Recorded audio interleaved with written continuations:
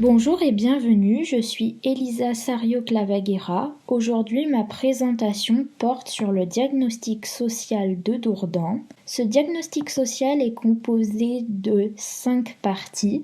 Tout d'abord, les caractéristiques du territoire. Dans une deuxième partie, les spécificités du territoire. Dans une troisième partie, les enjeux partenariaux. Ensuite, la politique du logement, suivie de la place de la CESF dans la mise en œuvre de la politique. Pour analyser les caractéristiques du territoire, la communauté de communes d'Ourdanais en Urepoix a réalisé une analyse des besoins sociaux. Cette analyse sera présentée sous différentes thématiques. Tout d'abord, en termes de démographie, la commune de Dourdan est située dans le sud de l'Essonne, dans la région parisienne. Au 1er janvier 2022, la population municipale était de 10 452 habitants. Nous pouvons voir avec cet indicateur que la population a doublé entre 1968 et 2019.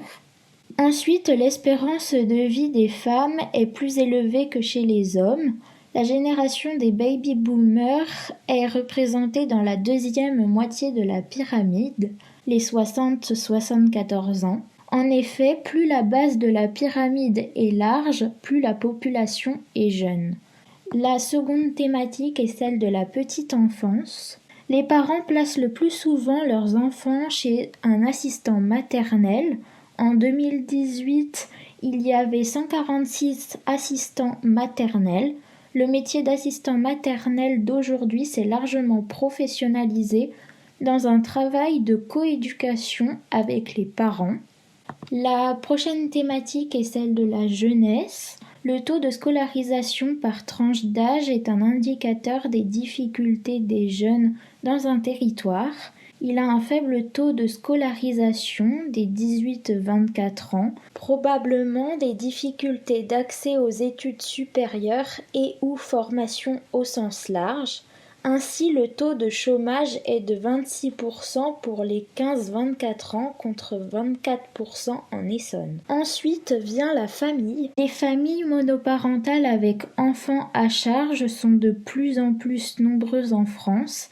Elles représentaient 24% des familles de la commune contre 16% pour la France métropolitaine. De plus, voici la thématique des seniors. La part des plus de 75 ans dans la population est entre 7,9 et 10,2% à Dourdan.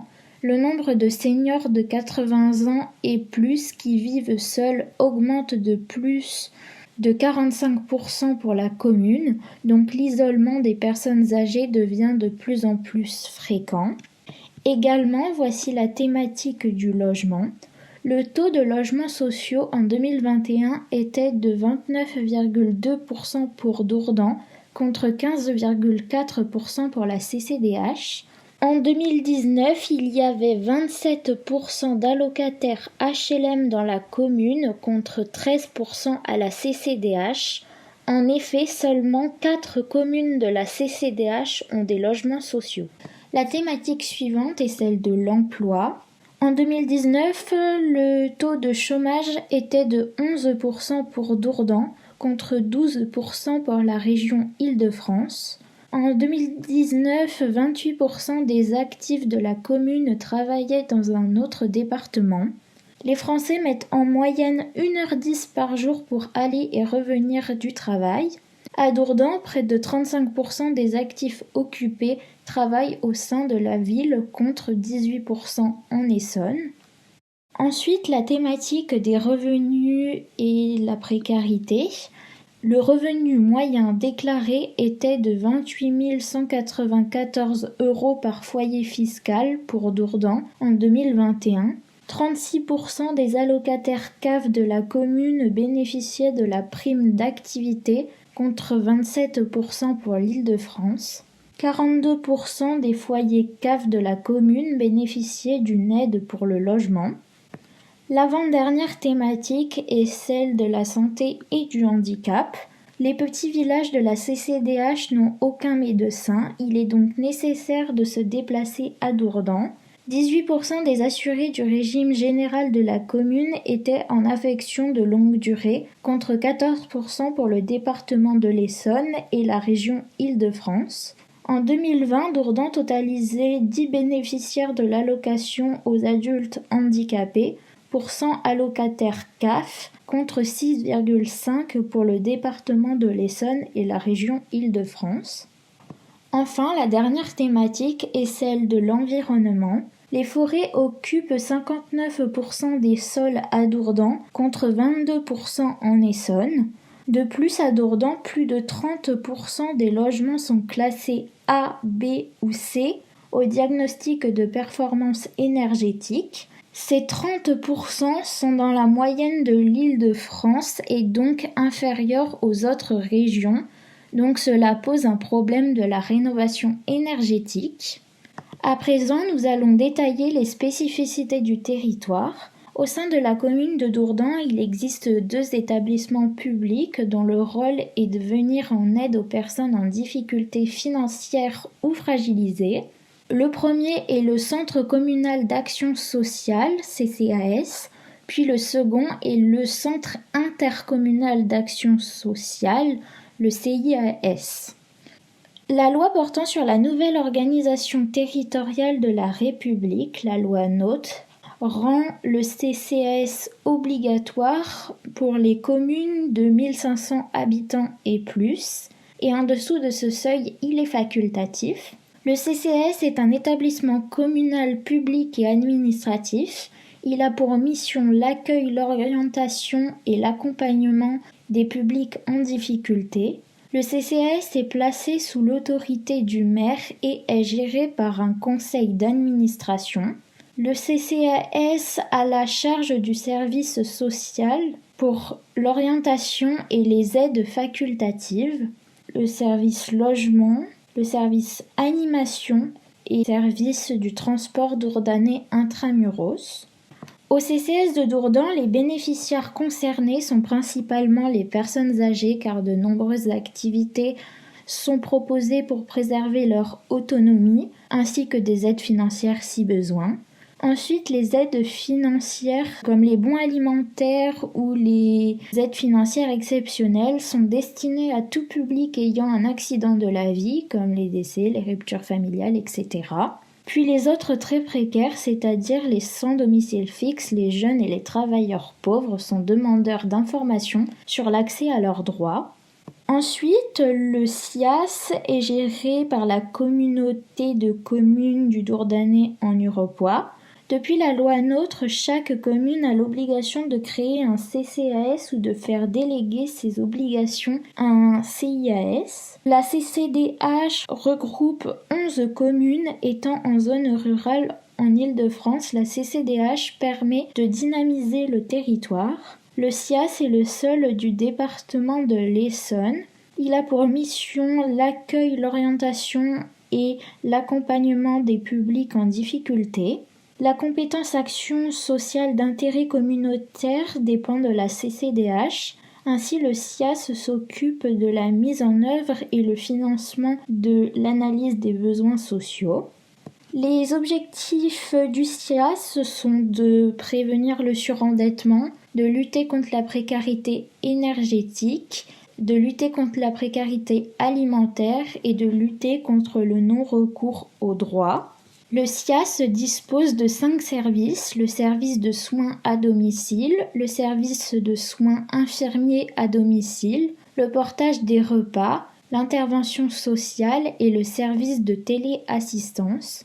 Maintenant, je vais vous mettre en avant les points positifs de la CCDH. En premier lieu, les villages aux alentours n'ont pas particulièrement besoin d'action sociale selon les maires des communes, sauf pour 4 communes car elles disposent de logements sociaux.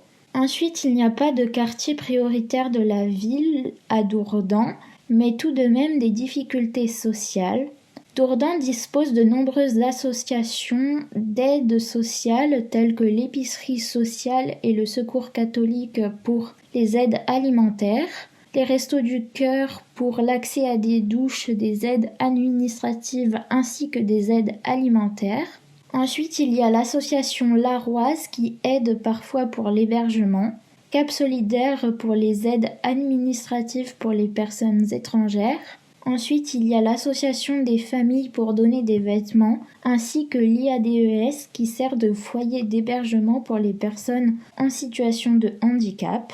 Cependant, des points négatifs de la CCDH sont à souligner. Il n'y a qu'un travailleur social sur Dourdan qui est aussi à la direction du CCAS. Le CIAS n'a pas recruté de travailleur social alors que des compétences du CCAS en matière d'action sociale lui ont été attribuées. Donc sans travailleurs sociaux, il y a moins d'aide et d'accompagnement social. Ainsi, Dourdan change régulièrement de maire. Il est difficile d'avoir une stabilité des politiques à long terme. À présent, nous pouvons faire une comparaison avec la ville d'Étampes.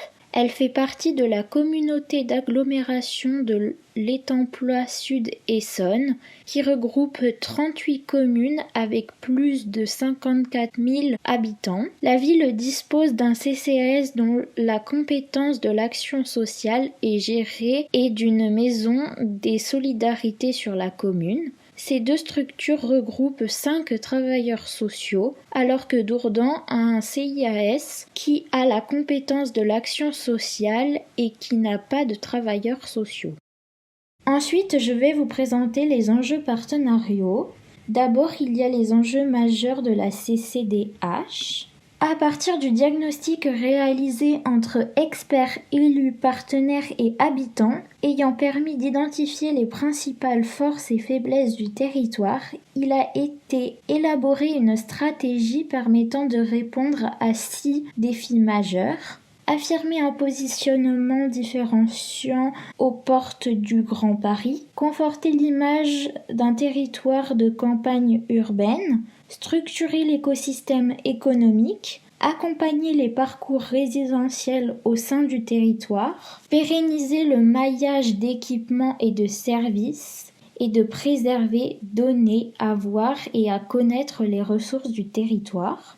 Ensuite, la ville de Dourdan a d'autres enjeux tels que le développement d'une mobilité plus durable, de rétablir des liaisons qualitatives et une sociabilité des espaces, de valoriser l'espace public et le patrimoine bâti et naturel, de proposer une offre de logement adaptée aux différentes étapes du parcours résidentiel, de développer l'offre de services pour les usagers et habitants, ainsi renforcer l'attractivité du territoire. Cela mène à vous présenter la politique sociale emblématique de la ville de Dourdan, la politique du logement. Au CCAS, le service logement a pour mission principale le droit au logement. Les objectifs sont de mettre en œuvre le droit au logement ainsi que la prévention des risques d'exclusion. Voici le diagnostic. L'augmentation de la population sur la commune de Dourdan, qui a doublé entre 1968 et 2019, demande de construire de plus en plus de logements. Cependant, le taux de chômage est de plus en plus présent, ainsi 42% des foyers CAF de la commune bénéficiaient d'une aide pour le logement en 2019. Ensuite, avec le taux de chômage, les familles monoparentales avec enfants à charge sont de plus en plus nombreuses en France. Elles représentaient 24% des familles de la commune. Ainsi, le revenu moyen déclaré était de 28 194 € par foyer fiscal pour Dourdan en 2021, ce qui engendre pour certaines familles des problématiques pour payer leur loyer. L'augmentation de la part des plus de 75 ans dans la population et qui vivent seuls augmente de plus en plus, 45%. Donc l'isolement des personnes âgées devient de plus en plus fréquent malgré 3 établissements d'hébergement pour personnes âgées dépendantes. Les logements de la ville de Dourdan ont un impact positif sur l'environnement. En effet, plus de 35% des logements sont classés A, B ou C au diagnostic de performance énergétique. Ainsi, ces 30% sont dans la moyenne de l'Île-de-France et donc inférieurs aux autres régions. Donc cela pose un problème de rénovation énergétique. Pour que les services logements fonctionnent, des partenaires viennent en aide pour trouver des logements disponibles. Ce sont les bailleurs sociaux, comme Batigère, les résidences Yvelines Essonne, Sequence, CDC Habitat, Aximo et Valoir Habitat. Le vieillissement de la population nécessite une rénovation des logements vétustes. Les demandes de logements sociaux sont nombreuses car les personnes demandent des logements plus grands, donc à loyer plus élevé. Nous pouvons prendre pour exemple le service social du CCAS et la gestion des appartements qui lui incombent. Le CCAS de Dourdan est un guichet enregistreur de demandes de logement social. Il organise des commissions locales d'impayés de loyer. Ainsi, le service social coopère avec le service logement puisque le CCAS dispose d'un appartement meublé pour accueillir les personnes victimes de violences conjugales pour une durée de 3 mois dans le but de lutter contre les violences intrafamiliales. De plus, le CCAS gère 2 autres appartements pour accueillir les personnes sans domicile fixe. Le CCAS permet aussi de faire des domiciliations pour les personnes sans domicile stable. À Dourdan, les types de logements les plus présents dans la commune sont les T3 et T4, donc les logements sont faits pour accueillir les familles. Je souhaite mettre en avant les problèmes de loyer. Le problème est que le coût des logements est en constante augmentation due à la crise du logement.